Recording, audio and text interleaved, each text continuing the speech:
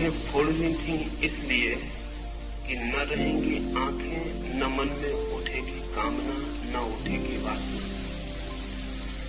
पर आंखों से कामना नहीं उठती, कामना उठती है मन से। आंखें फूट भी जाने, खुद भी गाली जाने, तो भी वासना का कोई अंत नहीं। गीता की ये अद्भुत कथा एक अंधे आदमी की जिज्ञासा से शुरू होती है। असल में इस जगत में सारी कथाएं बंद हो जाएं अगर अंधा आदमी न हो। इस जीवन की सारी कथाएं अंधे आदमी की जिज्ञासा से शुरू होती हैं। अंधा आदमी भी देखना चाहता है उसे जो उसे दिखाई नहीं पड़ता है। बहरा भी सुनना चाहता है उसे जो उसे सुनाई नहीं पड़ता है। सारी इंद्रियां भी खो जाएं तो भी मन के भीतर छिपी हुई वृत्तियों का कोई विनाश नहीं होता है। तो पहली बात तो आपसे ये कहना चाहूंगा कि स्मरण रखें, धृतराष्ट्र अंधे हैं, लेकिन युद्ध के मैदान पर क्या हो रहा है? मीलों दूर बैठे उनका मन उसके लिए उत्सुक, जानने को पीड़ित, जानने को आतुर है।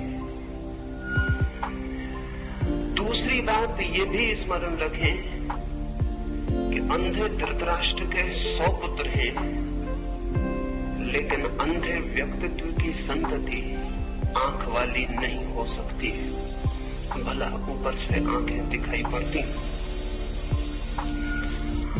अंधे व्यक्ति से जो जन्म पाता है, और शायद अंधे व्यक्तियों से ही लोग जन्म पाते हैं, तो भला ऊपर की आंख हो, भीतर की आंख पानी कठिन है, ये दूसरी बात भी समझ लेनी जरूरी है। धृतराष्ट्र से जन्मे हुए 100 पुत्र सब तरह से अंधा व्यवहार कर रहे थे। आंखें उनके पास थी, लेकिन भीतर की आंख नहीं थी। अंधे से अंधापन ही पैदा हो सकता है। फिर भी ये पिता क्या हुआ ये जानने को उत्सुक है। तीसरी बात ये भी ध्यान रख लेनी जरूरी है कि धृतराष्ट्र कहते हैं धर्म के उस कुरुक्षेत्र में युद्ध के लिए इकट्ठे हुए। जिस दिन धर्म के क्षेत्र में युद्ध के लिए इकट्ठा होना पड़े, उस दिन धर्म क्षेत्र बसता नहीं है। और जिस दिन धर्म के क्षेत्र में भी लड़ना पड़े, उस दिन धर्म के भी बचने की संभावना समाप्त हो जाती है। रहा होगा वो धर्म क्षेत्र, था नहीं। रहा होगा कभी, पर आज तो वहां एक दूसरे को काटने को आतुर सब लोग इकट्ठे हुए थे। ये प्रारंभ भी अद्भुत है। ये इसलिए भी अद्भुत है कि अधर्म क्षेत्रों में क्या होता होगा उसका हिसाब लगाना मुश्किल है। धर्म क्षेत्र में क्या होता है वो धृतराष्ट्र संजय से पूछते हैं कि वहां युद्ध के लिए आतुर मेरे पुत्र और उनके विरोधियों ने क्या किया है, क्या कर रहे हैं, वो मैं जानना चाहता हूं। धर्म का क्षेत्र पृथ्वी पर शायद बन नहीं पाया अब तक, क्योंकि धर्म क्षेत्र बनेगा तो युद्ध की संभावना समाप्त हो जानी चाहिए। युद्ध की संभावना बनी ही है और धर्म क्षेत्र भी युद्धरत हो जाता है, तो हम अधर्म को क्या दोष दें, क्या निंदा करें? सच तो यह है कि अधर्म के क्षेत्रों में शायद कम युद्ध हुए हैं, धर्म के क्षेत्रों में ज्यादा युद्ध हुए हैं। और अगर युद्ध और रक्तपात के हिसाब से हम विचार करने चले तो धर्म क्षेत्र ज्यादा अधर्म क्षेत्र मालूम पड़ेंगे, बजाय अधर्म क्षेत्रों के। ये व्यंग भी समझ लेने जैसा है कि धर्म क्षेत्र पर अब तक युद्ध होता रहा है और आज ही होने लगा है, ऐसा भी न समझ लेना कि आज ही मंदिर और मस्जिद युद्ध के अड्डे बन गए हों। हजारों साल पहले जब हम कहें कि बहुत भले लोग थे पृथ्वी पर और कृष्ण जैसा अद्भुत आदमी मौजूद था, तब भी कुरुक्षेत्र के धर्म क्षेत्र पर लोग लड़ने को ही इकट्ठा हुए थे। ये मनुष्य की गहरे में जो युद्ध की पिपासा है, ये मनुष्य की गहरे में विनाश की जो आकांक्षा है, ये मनुष्य के गहरे में जो पशु छिपा है, वो धर्म क्षेत्र में भी छूट नहीं जाता, वो वहां भी युद्ध के लिए तैयारियां कर लेता है। इसे स्मरण रखने के लिए उपयोगी है। और ये भी कि जब धर्म की आड़ मिल जाए लड़ने को, तो लड़ना और भी खतरनाक हो जाता है, क्योंकि तब जस्टिफिकेशन, तब न्याय युक्त भी मालूम होने लगता है। तो ये अंधे धृतराष्ट्र ने जो जिज्ञासा की है, उससे ये धर्म ग्रंथ शुरू होता है। सभी धर्म ग्रंथ अंधे आदमी की जिज्ञासा से शुरू होते हैं। जिस दिन दुनिया में अंधे आदमी न होंगे, उस दिन धर्म ग्रंथ की कोई जरूरत भी नहीं रह जाती। वो अंधा ही जिज्ञासा कर रहा है।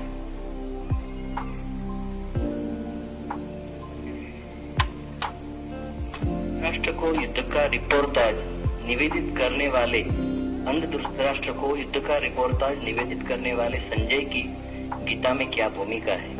संजय क्या क्लेयरवॉयंस, दूरदृष्टि या क्लेयरऑडियंस, दूर श्रवण की शक्ति रखता था? संजय की चित्त शक्ति की गंगोत्री कहाँ पर है? वो स्वयंभू भी हो सकती है?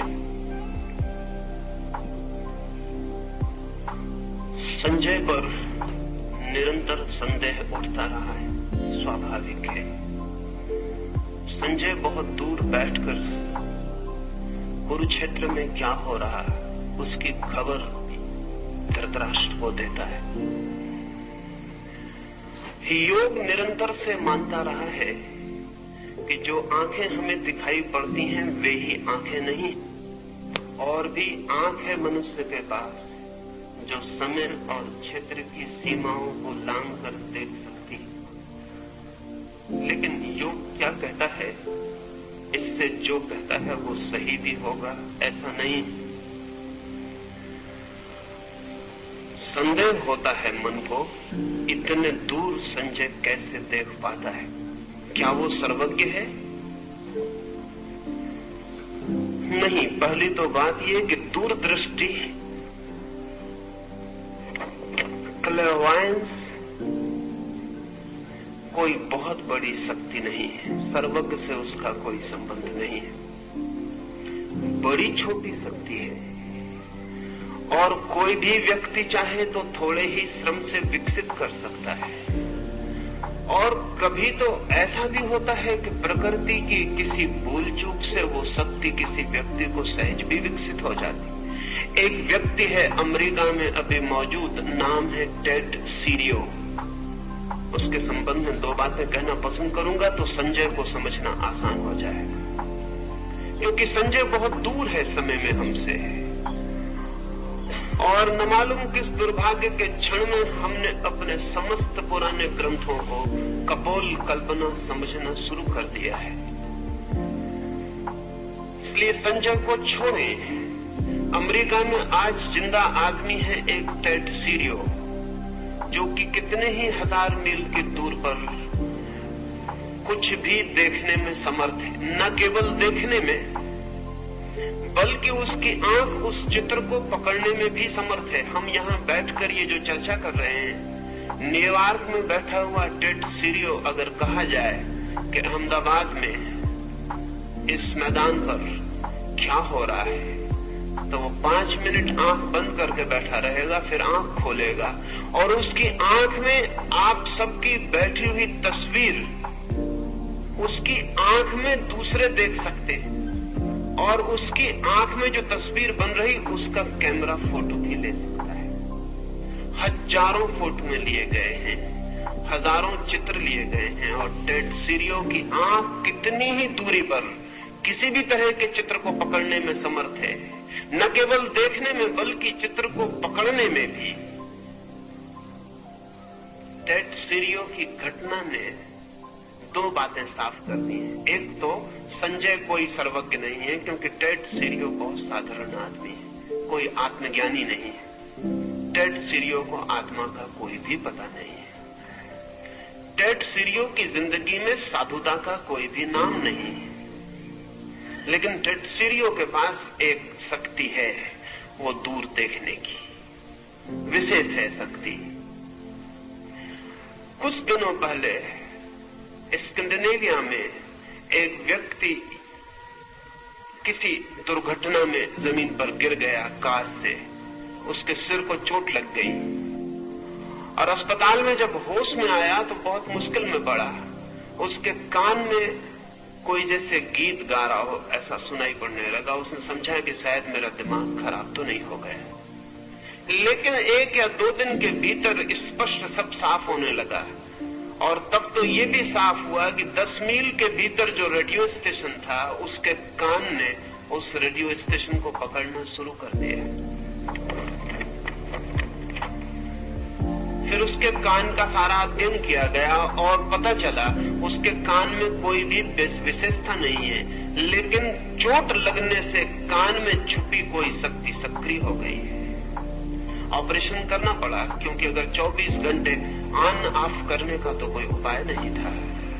अगर उसे कोई स्टेशन सुनाई पड़ने लगे तो वो आदमी पागल ही हो जाए। पिछले 2 वर्ष पहले इंग्लैंड में एक महिला को दिन में ही आकाश के तारे दिखाई पड़ने शुरू हो गए। वो भी एक दुर्घटना में ही हुआ। छत से गिर पड़ी और दिन में आकाश के तारे दिखाई पड़ने शुरू हो गए। तारे तो दिन में भी आकाश में होते हैं, कहीं चले नहीं जाते, सिर्फ सूर्य के प्रकाश के कारण ढक जाते हैं, रात फिर उगड़ जाते हैं प्रकाश हट जाने से। लेकिन आंखें अगर सूर्य के प्रकाश को पार करके देख पाए तो दिन में भी तारों को देख सकती। उस स्त्री की भी आंख का ऑपरेशन ही करना पड़ा। ये मैं इसलिए कह रहा हूं कि आंख में भी शक्तियां छिपी हैं जो दिन में आकाश के तारों को देख लें। कान में भी शक्तियां छिपी हैं जो दूर के रेडियो स्टेशन से विस्तारित ध्वनियों को पकड़ लें। आंख में भी शक्तियां छिपी हैं जो समय और क्षेत्र की सीमाओं को पार करके देख लें, लेकिन अध्यात्म से इनका कोई बहुत संबंध नहीं है। तो संजय कोई बहुत आध्यात्मिक व्यक्ति हो ऐसा नहीं है। संजय विशिष्ट व्यक्ति जरूर है। वो दूर युद्ध के मैदान पर जो हो रहा है उसे देख पा रहा है और संजय को इस शक्ति के कारण कोई परमात्मा, कोई सत्य की उपलब्धि हो गई हो ऐसा भी नहीं है। संभावना तो यही है कि संजय इस शक्ति का उपयोग करके ही समाप्त हो गया हो। अक्सर ऐसा होता है, विशेष शक्तियां व्यक्ति को पूरी तरह भटका देती है। इसलिए योग निरंतर कहता है कि चाहे शरीर की सामान्य शक्तियां हों और चाहे मन की साइकिक पावर्स की विशेष शक्तियां हों, शक्तियों में जो उलझता है वो सत्य तक नहीं पहुंच पाता है। पर ये संभव है। और इधर पिछले 100 वर्षों में पश्चिम में साइकिकल रिसर्च ने बहुत काम किया है और अब किसी आदमी को संजय पर संदेह करने का कोई कारण वैज्ञानिक आधार पर भी नहीं रह गया है। और ऐसा ही नहीं कि अमेरिका जैसे धर्म को स्वीकार करने वाले देश में ऐसा हो रहा हो। रूस के भी मनोवैज्ञानिक मनुष्य की अनंत शक्तियों का स्वीकार निरंतर करते चले जा रहे हैं। और अभी चांद पर जाने की घटना के कारण रूस और अमेरिका के सारे मनोवैज्ञानिकों पर एक नया काम आ गया है और वो ये है कि यंत्रों पर बहुत भरोसा नहीं किया जा सकता और जब हम अंतरिक्ष की यात्रा पर पृथ्वी के वासियों को भेजेंगे तो हम उन्हें गहन खतरे में भेज रहे हैं, और अगर यंत्र जरा भी बिगड़ जाएं तो उनसे हमारे संबंध सदा के लिए टूट जाएंगे, और फिर हम कभी पता भी नहीं लगा सकेंगे कि वे यात्री कहां खो गए। वे जीवित नहीं है, वे किस अनंत में भटक गए, हम उनका कोई भी पता न लगा सकेंगे। इसलिए एक सब्स्टिट्यूट, एक परिपूरक व्यवस्था की तरह दूर से बिना यंत्र के देखा जा सके, सुना जा सके, खबर भेजी जा सके, इसके लिए रूस और अमेरिका की दोनों की वैज्ञानिक प्रयोगशालाएं अति आतुर हैं, और बहुत देर न होगी कि रूस और अमेरिका दोनों के पास संजय होंगे, हमारे पास नहीं होंगे। संजय कोई बहुत आध्यात्मिक व्यक्ति नहीं है, लेकिन संजय के पास एक विशेष शक्ति है जो हम सबके पास भी है और विकसित हो सकती है।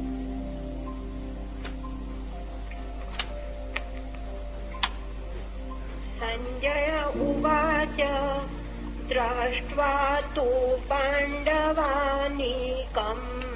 व्यूढम् दुर्योधन तदा आचार्यम् उपसंगम्य राजा वचनमब्रवीत।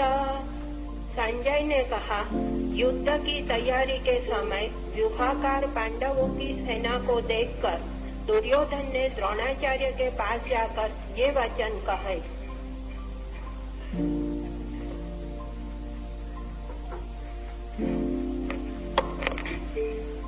पश्यैताम् पाण्डुपुत्राणाम् आचार्य महती चमुम् व्यूढाम् द्रुपदपुत्रेण तव शिष्येण धीमता अत्र शूरा महेश्वासा भीमार्जुन समायुधि युयुधानो विराटश्च द्रुपदश्च महारथः। हे आचार्य, आपके तीक्ष्ण बुद्धि शिष्य धृष्टद्युम्न द्वारा शकट, पद्म आदि व्यूहाकार से रची गई पांडवों की इस विशाल सेना को देखिए। सेना में सभी योद्धा शूरवीर, महाधनुर्धारी एवं पराक्रम में भीम और अर्जुन के तुल्य है। उनमें सात्यकी, विराट, महारथी, द्रुपद है।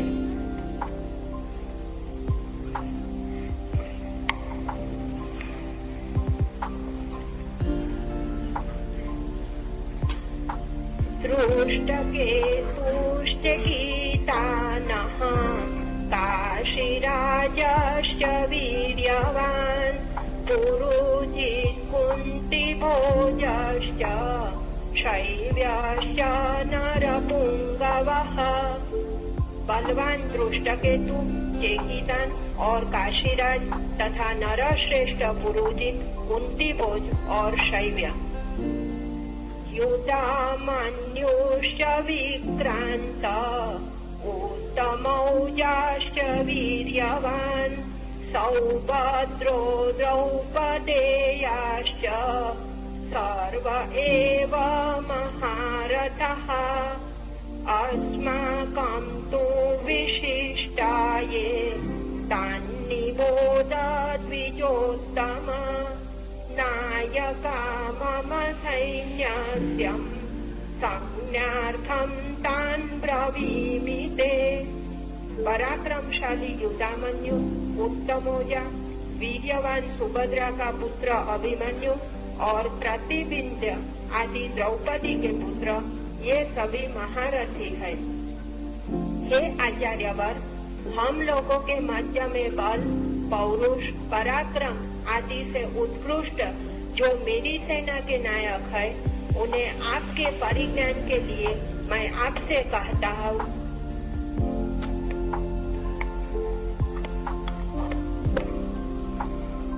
मनुष्य का मन जब हीनता की ग्रंथि से इंफीरियरिटी कॉम्प्लेक्स से पीड़ित होता है, जब मनुष्य का मन अपने को भीतर हीन समझता है, तब सदा ही अपनी श्रेष्ठता की चर्चा से शुरू करता है। लेकिन जब हीन व्यक्ति नहीं होते, तब सदा ही दूसरे की श्रेष्ठता से चर्चा शुरू होती है। ये दुर्योधन कह रहा है भीष्म से कि पांडवों की सेना में कौन कौन महारथी, कौन कौन महायोद्धा इकट्ठे हैं। इससे वो शुरू कर रहा है। ये बड़ी प्रतीक की, बड़ी सिंबॉलिक बात है। साधारणतः शत्रु की प्रशंसा से बात शुरू नहीं होती, साधारणतः शत्रु की निंदा से बात शुरू होती। साधारणतः शत्रु के साथ अपनी प्रशंसा से बात शुरू होती है। शत्रु की सेना में कौन कौन महावीर इकट्ठे हैं, दुर्योधन उनसे बात शुरू कर रहा है। दुर्योधन कैसा भी व्यक्ति हो, इंफीरियरिटी कॉम्प्लेक्स से पीड़ित व्यक्ति नहीं है, हीनता की ग्रंथि से पीड़ित व्यक्ति नहीं है। और ये बड़े मजे की बात है कि अच्छा आदमी भी अगर हीनता की ग्रंथि से पीड़ित हो, तो उस बुरे आदमी से बदतर होता है जो हीनता की ग्रंथि से पीड़ित नहीं है।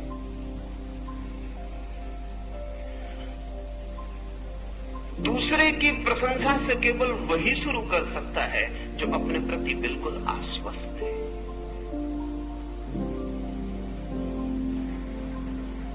ये एक बुनियादी अंतर सदियों में पड़ा है। बुरे आदमी पहले भी थे, अच्छे आदमी पहले भी थे। ऐसा नहीं है कि आज बुरे आदमी बढ़ गए हैं और अच्छे आदमी कम हो गए हैं। आज भी बुरे आदमी उतने ही हैं, अच्छे आदमी उतने ही हैं। अंतर क्या पड़ा है? निरंतर धर्म का विचार करने वाले लोग ऐसा प्रचार करते रहते हैं कि पहले लोग अच्छे थे और अब लोग बुरे हो गए हैं। ऐसी उनकी धारणा मेरे ख्याल में बुनियादी रूप से गलत है। बुरे आदमी सदा थे, अच्छे आदमी सदा थे। अंतर इतना ऊपरी नहीं है, अंतर बहुत भीतरी पड़ा है। बुरा आदमी भी पहले हीनता की ग्रंथि से पीड़ित नहीं था, आज अच्छा आदमी भी हीनता की ग्रंथि से पीड़ित है। ये गहरे में अंतर पड़ा है। आज अच्छे से अच्छा आदमी भी बाहर से ही अच्छा है, भीतर स्वयं भी आश्वस्त नहीं। और ध्यान रहे, जिस आदमी का आश्वासन स्वयं पर नहीं है, उसकी अच्छाई टिकने वाली अच्छाई नहीं हो सकती है। बस स्किन डीप होगी, चमड़ी के बराबर गहरी होगी, जरा सा खरोंच दो और उसकी बुराई बाहर आ जाएगी। और जो बुरा आदमी अपनी बुराई के होते हुए भी आश्वस्त है, उसकी बुराई भी किसी दिन बदली जा सकती है, क्योंकि बहुत गहरी अच्छाई बुनियाद में खड़ी, वो स्वयं का आश्वासन। इस बात को मैं महत्वपूर्ण मानता हूं कि दुर्योधन जैसा बुरा आदमी एक बहुत ही शुभ ढंग से चर्चा को शुरू कर रहा है। वो विरोधी के गुणों का पहले उल्लेख कर रहा है, फिर पीछे अपनी सेना के महारथियों का उल्लेख कर रहा है।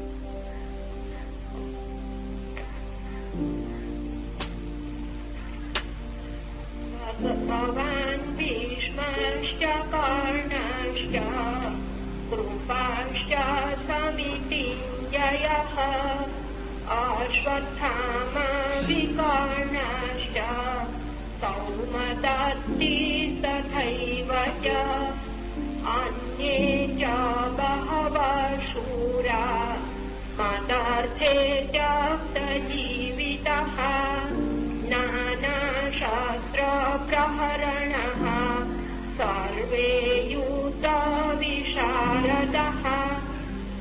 आप भीष्म पितामह कर्ण, युद्ध में दुर्जय कृपाचार्य, अश्वत्थामा, विकर्ण और सोमदत्त का पुत्र पुरेश्रवा, वांगिल, भगवत, कृतवर्मा आदि और भी अनेक शूरवीरों ने प्राण देकर भी मेरी जीत कराने का निश्चय कर रखा है।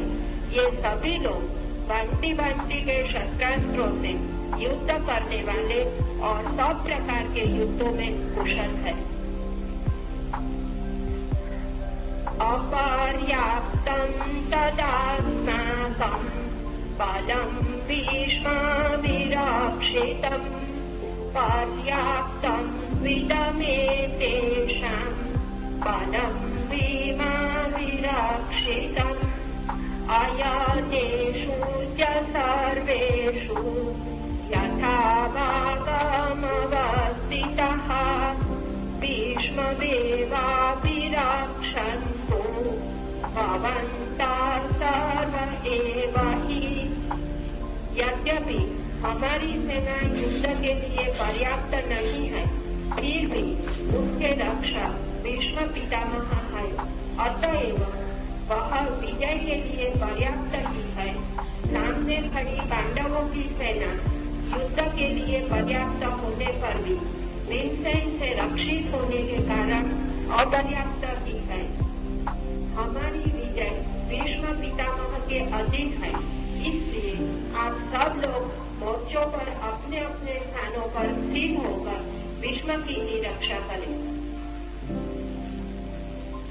आचार्य श्री श्रीमद् भगवद गीता में सारा भार अर्जुन पर है, और यहाँ गीता में दुर्योधन जो कहता है, तो दुर्योधन के ख्याल में पांडवों की सेना भीमा अभिरक्षित है और कौरवों को विष्णु के सामने भीम रखने का ख्याल क्या है? ये नहीं हो सकता कि दुर्योधन अपने प्रतिस्पर्धी के रूप में भीम को ही देखता है।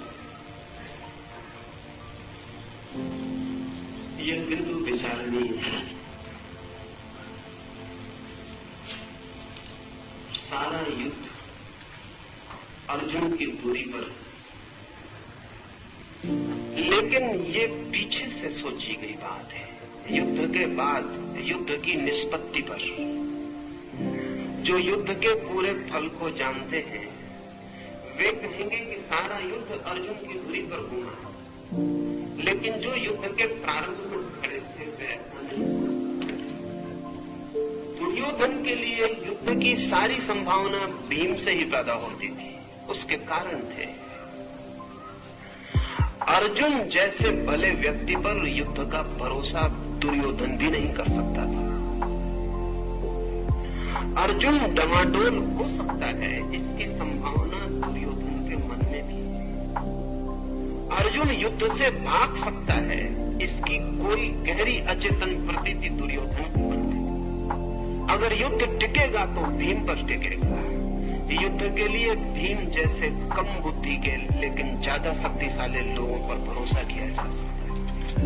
अर्जुन बुद्धिमान है, और जहां बुद्धि है वहां संशय है, और जहां संशय है वहां द्वंद्व है।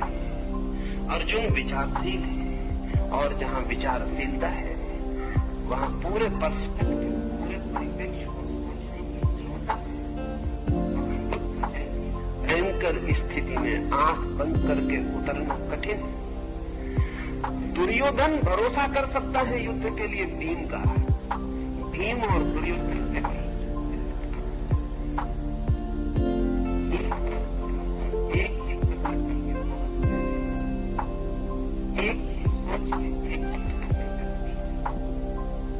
दुर्योधन ने ऐसा देखा कि भीम केंद्र है दूसरी तरफ, तो गलत नहीं देखा, ठीक ही देखा।